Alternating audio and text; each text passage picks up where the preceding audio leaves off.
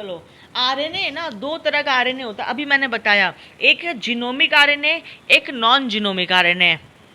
कितना तरीके का आरएनए होता है? जीनोमिक आरएनए और नॉन जीनोमिक आरएनए।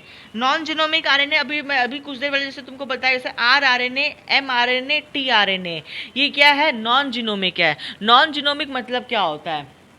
मतलब वो जेनेटिक मटेरियल की तरह काम नहीं कर रहा है, क्योंकि हमारे इंडिविजुअल ऑर्गेनिजम्स में जो डीएनए होता है वो जेनेटिक मटेरियल की तरह काम करता है, और वो पेरेंट्स टू प्रोजेनी क्या होता है? ट्रांसफर होता है। तो इसीलिए यानी लोअर बैक्टीरिया जहाँ पे आरएनए डोमिनेंट था आरएनए वर्ल्ड में, तो आरएनए जो होता है मेन जेनेटिक मटेरियल की तरह काम करता है, तो उसको हम लोग क्या बोलते हैं? Genomic RNA. क्या बोलते हैं उसको? Genomic RNA. लेकिन हमारे और तुम्हारे में आरएनए जेनेटिक मटेरियल की तरह काम नहीं कर रहा है, मेन जेनेटिक मटेरियल तो डीएनए है, तो इसीलिए इसका नाम क्या दे दिया? नॉन जीनोमिक रख दिया। ठीक है, समझ में आया ये चीज? What is genomic, non genomic? Non genomic के एग्जांपल है R R N A, M R N A, T R N A. बहुत इंपॉर्टेंट क्वेश्चन है, एग्जाम में तुमसे पूछेगा M R N A genomic होता है कि नॉन जीनोमिक होता है? तुम्हारा आंसर क्या जाएगा? नॉन जीनोमिक होगा। तुमको खाली इस वर्ड से क्लियरिटी रखना आ गया, जीनोमिक और नॉन जीनोमिक मतलब क्या होता है।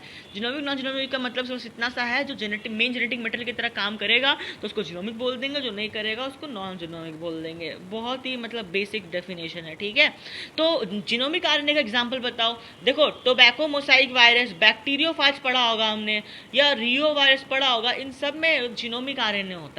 ऐसे बैक्टीरियोफेज में हमने डीएनए भी देखा था, अगर तुमको याद होगा तो T2 बैक्टीरियोफेज था वो, उसमें डीएनए भी देखा था, बट उसमें आरएनए जो होता है वो मेन जेनेटिक मटेरियल होता है। ठीक है, लेकिन अच्छा, नॉन जीनोमिक आरएनए तीन तरह का होता है, R RNA, M RNA, T RNA, तीन तरह का आरएनए होता है। कौन कौन सा?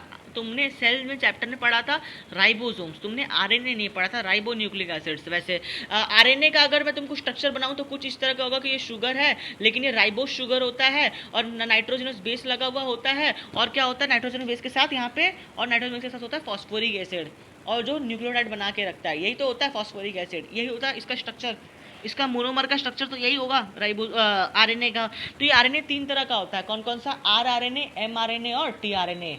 एम टी आर मार टोटल लट्टा, M T R, M T R, M T R मार टोटल लट्टा, तीन तरह का आरएनए होता है। ये बहुत इंपॉर्टेंट है ये। तो तीन तरह का आरएनए होता है। कौन कौन सा? M RNA, T RNA, R RNA. ठीक है, तो सबसे पहले हम लोग पढ़ते हैं आर आरएनए के बारे में। ये आर आरएनए क्या होता है? हाँ, तो आर आरएनए में सबका फुल फॉर्म है वैसे। ठीक है, आर मतलब होता है राइबोसोमल। आर मतलब क्या होता है? राइबोसोमल। हम लोग का टॉपिक क्या चल रहा है वापस बता देता हूँ, यहाँ पे टॉपिक चल रहा है अभी, हम लोग इंडिविजुअल आरएनए के बारे में चर्चा कर रहे हैं, जिसमें सबसे पहले हम लोग को पढ़ना है आर आरएनए, या स्मॉल आर लिख लो यहाँ पे, स्मॉल आर। जिसमें स्मॉल आर का मतलब क्या होता है? स्मॉल आर का मतलब होता है राइबोसोमल आरएनए। क्या बोलते हैं इसको? राइबोसोमल आरएनए बोलते हैं। इसके बारे में हम लोग चर्चा कर रहे हैं, राइबोसोमल आरएनए। ठीक है, ये जो राइबोसोमल आरएनए होता है, देखो यहाँ पे लिखा है राइबोसोमल आरएनए जो होता है, it is synthesize from the nucleolus organizing region. तुमको पता होगा what is NOR region. NOR region वो रीजन होता है डीएनए क्रोमैटिन का, जो न्यूक्लियोलस के पास में प्रेजेंट होता है, और वो क्या बनाता है? आर आरएनए बनाता है। मैं समझाऊंगा। ठीक है, पहले ये चीज़, कुछ चीज़ें, कुछ फैक्ट को एक बार रिमेंबर करो कि क्या होता है आर आरएनए, मतलब राइबोसोमल आरएनए होता है। वो क्या होता है? ये आरएनए है तो ये कहाँ से बनेगा? इसको डीएनए से बनना पड़ेगा। ये आरएनए है तो कहाँ से बनेगा? डीएनए से बनेगा ना। आरएनए डीएनए से ही तो बनता है। तो वो जिस पोर्शन ऑफ डीएनए से बनेगा, वो पोर्शन कहाँ पे लाई करता है? वो न्यूक्लियोलस के पास में होता है। वो जो क्रोमैटिन का थ्रेड होता है वो न्यूक्लियस के पास में होता है। ठीक है, और सबसे इंपॉर्टेंट बात ये है, ये सब कोई नहीं पूछेगा, ये जरूर पूछेगा, ये मैक्सिमम इन अमाउंट होता है। ये नीट में तो आता ही है यार, मतलब नीट में तो इतना बार आ गया कि पूछो ही मत। मैक्सिमम इन अमाउंट मतलब पूरे सेल के अंदर में सबसे ज्यादा राइबोसोमल आरएनए तुमको देखने को मिलेगा। ठीक है, ये मोस्ट स्टेबल होता है। मोस्ट, जो सबसे ज्यादा है वही सबसे ज्यादा स्टेबल होगा। अगर वो स्टेबल नहीं होता, पहले ही टूट जाता, तो वो सबसे ज्यादा मिलता कहाँ तुमको? कॉमन सेंस है, जो सबसे ज्यादा स्टेबल है वही तुमको सबसे ज्यादा मिलेगा। अगर कोई कंपाउंड तुमको स्टेबल ही नहीं है, वो नेचर में एग्जिस्ट ही नहीं करेगा, क्योंकि वो स्टेबल ही नहीं है। ठीक है, चलो कोई बात नहीं। प्रोकर, देखो तुमको पता होगा कि प्रोकैरियोट्स जो होता है वो 70s राइबोसोम को पोजेस करता है, और यूकैरियोट्स में क्या होता है? 80s राइबोसोम्स होता है। एक्चुअली तुमने कभी सोचा है ये राइबोसोम्स बना किससे? कभी सोचा है तुमने? बोला कि नहीं यार सेल के अंदर में राइबोसोम, जैसे तुम पढ़ती हो कि सीलिया कैसे बनता है, प्रोटीन्स होती हैं, थ्रेड लाइक फाइबर होती है, तो वो सीलिया को कहते हैं। न्यूक्लियस है क्योंकि एक अंदर में जेनेटिक मटेरियल बाहर में कवर्ड, उसको न्यूक्लियस बोलते हैं। तो राइबोसोम्स क्या है, मतलब हम कैसे मान ले? माइटोकॉन्ड्रिया में समझ में आता है कि अंदर में क्या होता है, मशीनरी कुछ लगा हुआ होता है, क्रेब साइकिल जहाँ पे होते रहता है। ये राइबोसोम्स क्या होता है?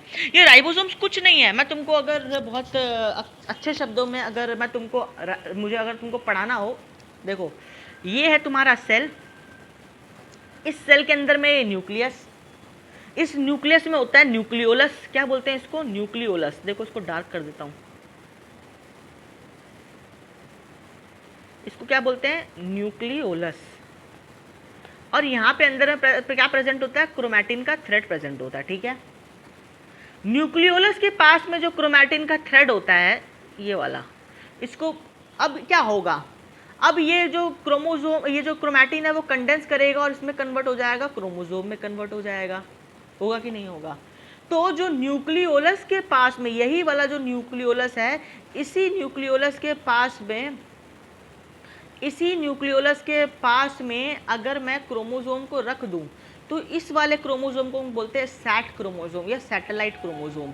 क्या बोलते हैं? Satellite chromosome.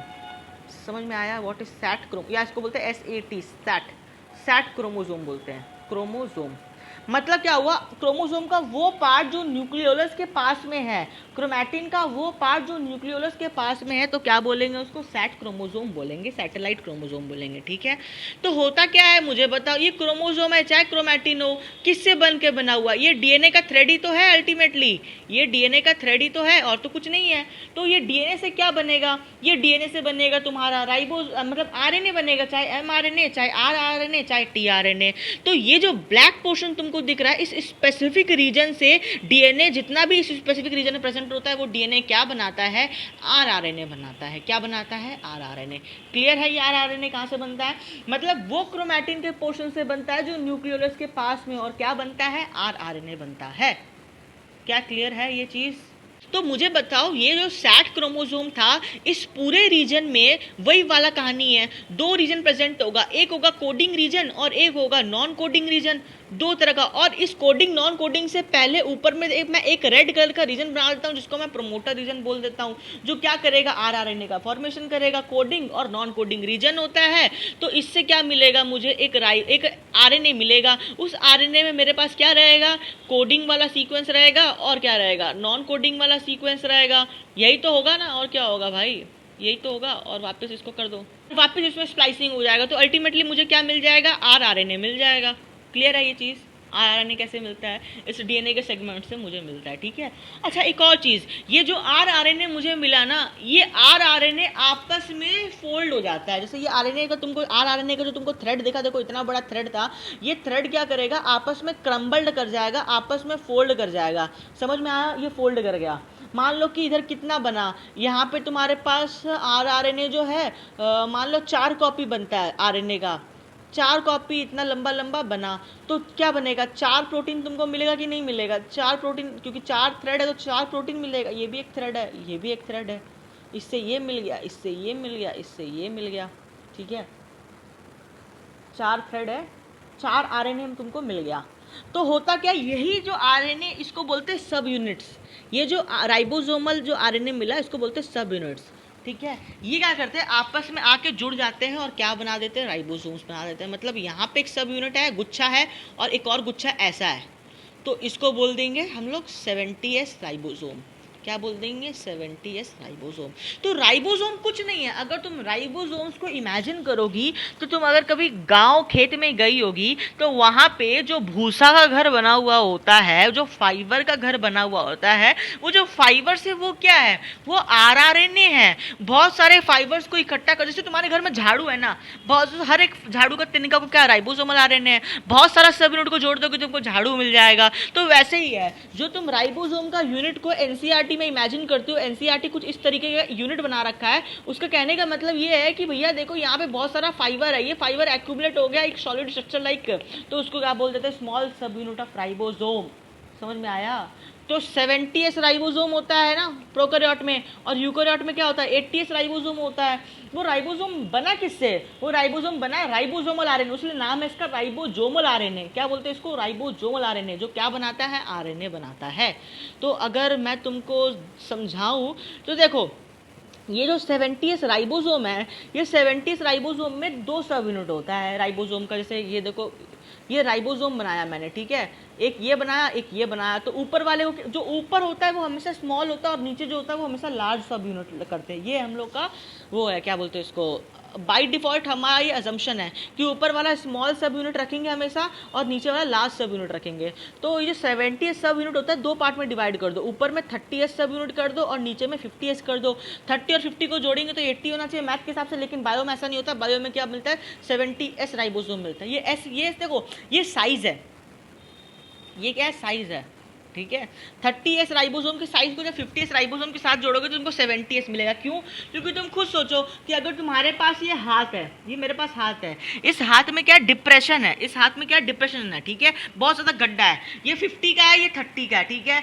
तो इतना ज़्यादा गड्ढा है कि इसका ये 10 वाला यूनिट को अपने अंदर ले लेगा, तो अल्टीमेटली तुमको 70 दिखेगा ना 80 की जगह। समझ में आया कि नहीं आया। अगर मैं तुमको एक्सप्लेन करूँ तो जैसे सपोज करो ये एक डब्बा है, ठीक है, इस डब्बे में ना ऐसे डिप्रेशन बना हुआ है, इस डब्बे का हाइट क्या है 10 मीटर का है। मैं इसके ऊपर में अगर मान लो 30 मीटर का हाइट को अगर एकोमोडेट करूं तो ऐसा कुछ होगा। तो अल्टीमेटली जो नेट साइज होगा वो कितना 20 मीटर हाइट का ही तो होगा, क्योंकि 10 तो ऑलरेडी इसके अंदर चला गया ना, बेसिक कॉन्सेप्ट। तो इसीलिए मुझे क्या मिलता है 70s सब यूनिट राइबोसोम मिलता है। समझ में आया ये चीज़, बहुत बढ़िया।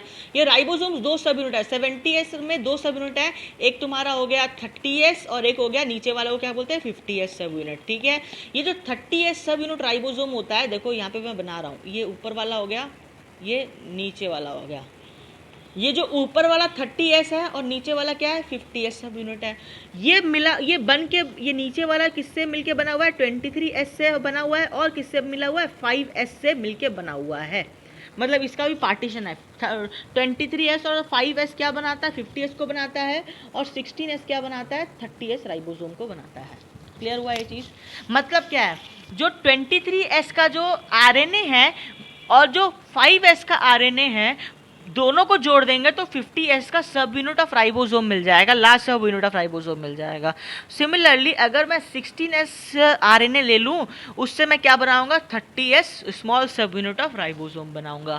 क्लियर है ये चीज़। सिमिलरली ये जो 80s राइबोसोम है, 80s में भी 2 सब यूनिट होगा। ऊपर वाले को मैं कहता हूँ 40s और नीचे वाले को कहता हूँ 60s। जो मैं 40s कह रहा हूँ ये किससे मिलके बना हुआ है 18s से मिलके बना हुआ है, और जो 60s है वो किससे मिलके बना हुआ है 28s, 5.8s और 5s। ये 3 सब यूनिट और से मिलके बना हुआ है। अब तुम्हारा दिमाग खराब, तुम बोलोगे इसको याद करे तो करे कैसे, क्योंकि क्वेश्चन तो आता है, तो याद करने का तरीका अपन बताएगा, टेंशन क्यों लेना। देखो ये जो 5s दिख रहा है 5s किस में, लार्ज में, चाहे वो लार्ज यूकैरियोट का ले लो चाहे वो लार्ज प्रोकैरियोट का ले लो। 5s किस में कंट्रीब्यूट करता है, लार्ज सब यूनिट में। 5 नंबर किस में कंट्रीब्यूट करता है, लार्ज सब यूनिट में कंट्रीब्यूट करता है। क्लियर है ये चीज़, अरे क्लियर है। उसके बाद देखो एक चीज़ और, जितना भी 8 वाला नंबर है, 8 वाला नंबर वो 80s के लिए है। जैसे कि 18 है, देखो 18s, 28s, 5.8s, तो ये जितना भी है ये किसके लिए है 80s राइबोसोम के लिए। समझ में आया ये चीज़, क्या किया। तो 8 किसके लिए 80s के लिए, और 5 वाला जितना भी चाहे प्रोकैरियोट हो चाहे यूकैरियोट हो सबके लिए। क्लियर है। एक और चीज़ समझो, 70s राइबोसोम में देखो यहाँ पे 16 है तो यहाँ पे 18 कर दिया। तो मैं तुमको याद करने का तरीका बता रहा हूँ, यहाँ पे 80 का 8 करना ही, हर जगह 8 आएगा, ठीक है। देखो 2 के बाद क्या करें तो 28 करो, 5 पॉइंट के बाद क्या करें फिर 8 करो, फिर 5s कर दो। क्लियर हो रहा है क्या मैं समझा रहा हूँ। देखो चीज़ को समझो एक बार वापस, मैं तुमको एक बार थोड़ा समझाने का ट्रिक बताता हूँ। ट्रिक नहीं है वैसे, कुछ तो मोटा मोटी याद ही करना है, मैं समझता हूँ उस चीज़ को। एग्जाम में क्वेश्चन आएगा, मैं क्या करता हूँ सबसे पहले 70s करता हूँ, 70s को 2 टुकड़े में डिवाइड करता हूँ। एक हो गया मेरे पास कितना 30 ना, 30s, और दूसरा क्या हो गया 50s, ठीक है। और एक मैं करता हूँ 80s को मैं किस में डिवाइड करता हूँ 40s और 60s। मतलब सब में क्या करना, देखो ये 50 है तो ये 60 हो गया, 10 ऐड कर दिया, ये 30 है तो ये क्या हो गया 40 हो गया, 10 ऐड कर दिया, ठीक है, ऐसे ही होता है ये। चलो कोई बात नहीं, याद करने का तरीका बताता हूँ। खाली एक डेटा याद करना, यहाँ पे होगा 16, बस इसको याद करना है, खाली 16 होगा यहाँ पे, ठीक है। बाकी सब अपने आप हो जाएगा। देखो यहाँ पे मैंने याद किया, यहाँ पे 5s तो होगा क्योंकि ये लार्ज सब यूनिट है, और यहाँ पे भी मैंने याद किया क्योंकि लार्ज सब यूनिट है, तो यहाँ पे भी क्या होगा 5। इस दोनों में कौन लार्ज है, 40 60 में 60 है तो 5s तो होगा ही, ठीक है। मुझे ये चीज़ याद है। मुझे एक और चीज़ अभी मैंने तुमको ये बताया कि यहाँ पे 20 वाला यूनिट होगा, मतलब जो लार्ज सब यूनिट होता है ना, वहाँ पे 5s भी होता है, 20 वाला भी यूनिट होता है। तो 5s है तो लार्ज सब यूनिट में 20 वाला, दोनों में क्या ऐड करेंगे, क्योंकि 50s है, इसका पता नहीं लेकिन इसका पता, यहाँ पे 8 कर देंगे तो 28 हो जाएगा, ठीक है। एक और चीज़, यहाँ पे 5 हो गया, 28 हो गया, यहाँ पे 3 चीज़ आता है, और तीसरा हो गया 5.8, 5.8 और 28, ठीक है। 5.8s 28s 40 से अपडेट करना हो तो यहाँ पे 1 और डैश कर देंगे, क्योंकि यहाँ पे 1 डैश, देखो यहाँ पे भी क्या है 1 डैश था, तो यहाँ पे 6 किया तो 8 हो जाएगा। तो यहाँ पे 18 है, यहाँ पे 16 है। एक और यहाँ पे मुझे याद नहीं, तो 2 के बाद 3 आता है तो करके ख़त्म किया कहानी। 2 3 5 होता है, क्योंकि 2 3 5 होता है, 2 3 5 होता है, इसीलिए ये काम किया, ठीक है। याद करने का तरीका बता रहा हूँ ताकि क्वेश्चन बड़ा आसानी से हो जाए। तो खैर एनीवेज हम लोग अब फंक्शन देखते हैं।